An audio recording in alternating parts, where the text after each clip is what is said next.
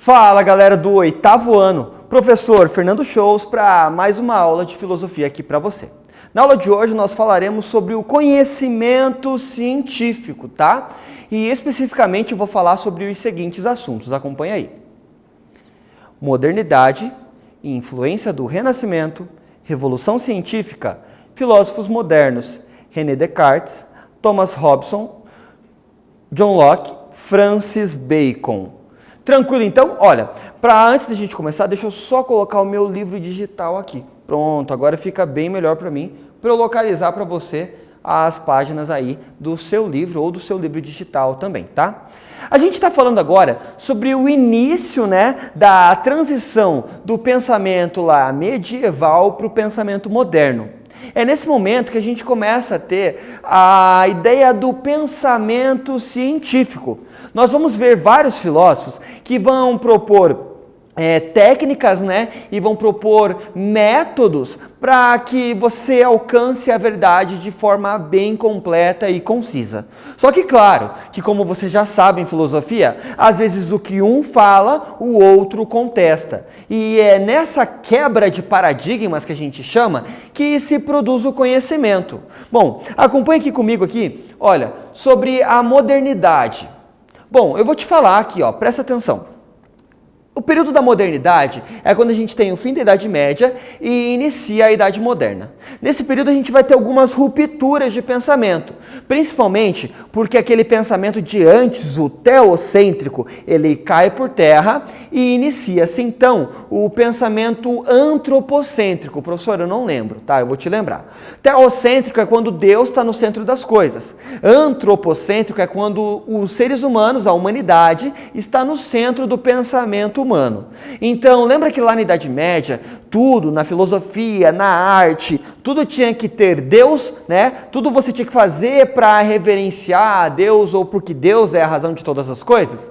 Aqui as coisas começam a mudar. Inclusive, alguns pensadores que eram utilizados para inspirar o pensamento medieval começam a ser contestados, principalmente Agostinho e Tomás de Aquino. Ok? Tá sabendo tudo? Bom, só que vai ter uma coisa que você precisa saber nesse período aqui. Muitos desses filósofos da modernidade, eles vão ser perseguidos em suas respectivas épocas. Isso porque qualquer pessoa que falasse algo considerado herético, ou seja, que ia contra o pensamento estipulado pela igreja, era considerado um herege. E o final dos hereges não era nada legal. Por isso que a gente vai ter, por exemplo, filósofos como Copérnico, como Galileu Galilei, e também tem Spinoza, que eles vão ser perseguidos por conta das suas ideias. A gente vai ver agora quais são as ideias que esses filósofos vão ter, tá? Bom, eu já te falei sobre a mudança da Idade Média para a Idade Moderna. Para você entender bem, eu vou colocar um quadro aí na sua tela. Olha só, essas são as principais ideias que surgem na modernidade. Racionalismo. Com o racionalismo, há um abandono das ideias sobrenaturais sobre o mundo e a vida. A razão toma um lugar de destaque na perspectiva científica e filosófica. Antropocentrismo. O homem ocupa o lugar que era ocupado por Deus. Agora o homem se encontra no centro dos debates, das pesquisas, dos inventos, da cultura e das artes. Universalismo. As navegações permitem ao homem a descoberta de um mundo novo, nunca antes pensado ou imaginado. Os horizontes geográficos se expandem. Naturalismo. A natureza também é valorizada. Individualismo. Valorização do talento e do trabalho dos indivíduos. Nesse período, os artistas começam a assinar as suas obras. Humanismo. Crítica dos valores medievais. Defesa da nova ordem das ideias que tratam do conhecimento e da valorização da pessoa, do indivíduo. Sobre isso, Da Vinci fala, o homem é o modelo do mundo. Olha só, presta atenção, são essas ideias que vão nortear todo o pensamento moderno. Então é muito importante você saber isso. Se for necessário, volta naquela parte do vídeo, copia aí no seu caderno ou faz um print dessa tela, porque você tem que saber disso. Todos, professor, todos têm que saber. porque eles são as bases, tanto culturais quanto intelectuais, para que os pensadores comecem a desenvolver suas teorias, ok? É nesse momento que a gente começa a ter a revolução científica. Por exemplo, o que é revolução científica? A gente vai ter lá Galileu tentando provar a teoria do heliocentrismo, que começou lá com Copérnico, tanto quanto outras coisas físicas que eles vão tentar provar. Como assim coisas físicas? Sabe quando você estuda em ciências físicas? Essas coisas elas começam a surgir, esses estudos, nesse momento aqui da história.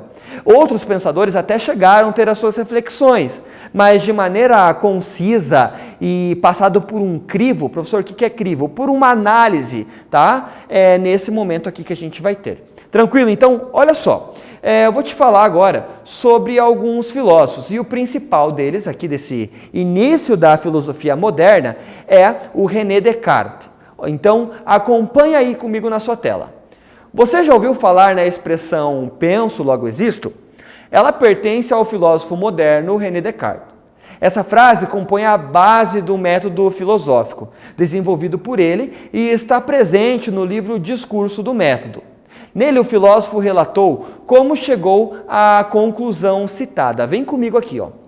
No Discurso do Método, o Descartes ele vai falar que para você chegar à verdade, você precisa primeiro identificar as coisas, separá-las e analisá-las para depois chegar num contexto. Descartes ele desenvolve uma teoria chamada de dúvida metódica. Professor, o que é isso, dúvida metódica? A dúvida metódica é quando o Descartes, no seu livro Meditações Metafísicas, ele acaba se questionando sobre o que vem a ser verdade. E a primeira coisa que ele começa a duvidar, chega num ponto em que, quando ele está ali no meio, para o final das suas dúvidas, ele chega à conclusão de que ele não pode nem provar sua existência. Não existe nada que pode provar sua existência. Mas como assim, professor? Eu sei que eu estou vivo, eu acordei, eu me toco, eu sinto. Então, é nisso que Descartes vai falar. Por exemplo, quando você sonha, você não tem as mesmas sensações de quando você está acordado? Nossa, professor, você tem razão. Pois é. Descartes ele chega ao momento em que ele fala que as nossas sensações não comprovam nada sobre nós, tá? E aí ele vai chegar sobre a única certeza que ele tem, que é a própria dúvida. E ele chega à seguinte conclusão: bom, se eu penso, a única certeza que eu tenho é a minha dúvida. Só que para eu duvidar, eu preciso pensar. Ou seja, quando eu penso, logo eu existo. Ah, professor. Só que ele vai dizer o seguinte: eu não posso pensar por si próprio, eu não posso duvidar por si próprio. Ou seja, ele diz que alguém lhe dá essa capacidade de pensar. E esse alguém seria uma deidade ou Deus, tá? Mas eu falo isso mais para frente para você. Olha só aqui. Para chegar nesse sentido de verdades, ele vai elaborar o método cartesiano. Não está aqui nessa parte, deixa eu trocar aqui para você. Ele vai fazer um método cartesiano, que eu vou indicar para você pesquisar, tá? Faz uma pesquisa aí. O que é o método cartesiano e quais são os níveis do método cartesiano para se alcançar a verdade, tá? Bom, como eu te falei, ele atribui essa questão do pensamento à existência de Deus. Então, olha só aqui. Vou te colocar um discurso que ele faz, um diálogo que ele faz, para você entender um pouquinho a filosofia dele. Acompanha na sua tela aí. Aluno pergunta: Descartes, Deus existe? Aí Descartes fala assim: bem, para você Deus é um ser perfeito? Sim, para mim ele é um ser perfeito e infinito. E o ser humano também tem as mesmas qualidades? Não, o ser humano é um ser imperfeito e finito. Um ser imperfeito pode criar algo perfeito? Não. Se ele é imperfeito, só pode criar algo imperfeito. Então, como pode o ser humano, sendo imperfeito, pensar em um ser perfeito? Ah, eu não sei, agora fiquei com mais dúvida ainda. Se o ser humano é imperfeito e finito, então ele só pode pensar em coisas imperfeitas e finitas, certo? Certo. Mas se o ser humano pensa em um ser perfeito, essa ideia só pode ter sido criada por ele próprio, ser perfeito. A ideia de infinitude só pode ter sido criada por um ser infinito. Portanto, se nós pensarmos nessas ideias, então esse ser existe. Olha só, ele utiliza esse argumento para provar a existência de Deus. Lembra lá que o pensamento é a única coisa que faz ele existir? Então ele justifica que o pensamento foi dado por Deus. Por isso, ele também, junto com a sua teoria, ele acaba comprovando a existência de Deus. Mas ele não para por aí. Ele fala que essas ideias de infinito, de perfeição, que são totalmente contrárias às nossas naturezas, são ideias inatas, ou seja, ideias que nós já nascemos com elas. Legal? Gostou de René Descartes? Bom, vamos para o próximo filósofo que eu tenho para falar para você. O Thomas Hobbes. Thomas Hobbes ele vai voltar muito essa filosofia para a parte política, tá? Ele escreve um livro chamado Leviatã, onde ele diz que por mais que o líder e o Estado não seja às vezes o bem para todo mundo, ele é como se fosse um mal necessário, tá? Bom, para você entender um pouquinho melhor, acompanhe na sua tela. Eu vou ler para você o segundo parágrafo, que diz assim: Hobbes acreditava que o ser humano é o único capaz de prever situações por meio da observação e da experiência. Por meio da experiência, é possível um agricultor saber qual é o melhor momento para plantar e colher o que cultiva, como milho, feijão ou soja. Por meio de experiências e observações realizadas no passado, o trabalhador planta no presente e pode ter uma ideia mais ou menos precisa sobre a futura colheita. Olha só então, o que ele está dizendo? Que para você atestar as verdades, então é necessário, acima de tudo, que você realize experimentos, que através do experimento os seres humanos passam a aprender. Ok? Tranquilo, bem simples, né? Bom, o próximo filósofo que eu vou falar para você é o John Locke, que ele também vai defender essa ideia de experimento. Para você entender, acompanhe na sua tela. Pense em uma criança que acabou de nascer. Para você, esse bebê possui em si noções como a existência ou a não existência de Deus, ou mesmo a noção de árvore ou de brinquedo. O filósofo John Locke acreditava que não. Nascido na Inglaterra, foi um estudante de medicina e filosofia na Universidade de Oxford, onde também foi professor. Locke desenvolveu um pensamento filosófico muito importante para a sua época e influenciou também os pensadores que vieram depois dele. Fez reflexões sobre política e conhecimento, bem como estabeleceu as bases do pensamento empirista, segundo o qual todo conhecimento tem origem nas sensações. Então, olha só, para ele, tudo que você sabe, tudo que você aprende, vem das suas experiências. Ou seja, para você descobrir as coisas, você precisa experimentá-las. É como se você nascesse como uma folha em branco e essa folha fosse preenchida conforme a sua vida vai se desenvolvendo e você vai experimentando as coisas. Bom, vamos para o próximo filósofo aí. Francis Bacon. Francis Bacon, eu vou te falar e é bem simples. Ele inventa um método para que se chegue a um conhecimento científico verdadeiro. Para você entender, acompanhe na sua tela.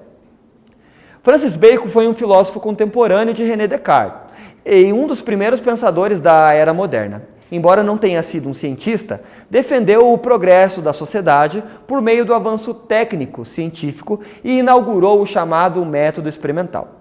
As suas principais obras são Novum Organum e Nova Atlântida, publicada póstumamente. A primeira apresenta seu método experimental e também uma crítica ao método aristotélico.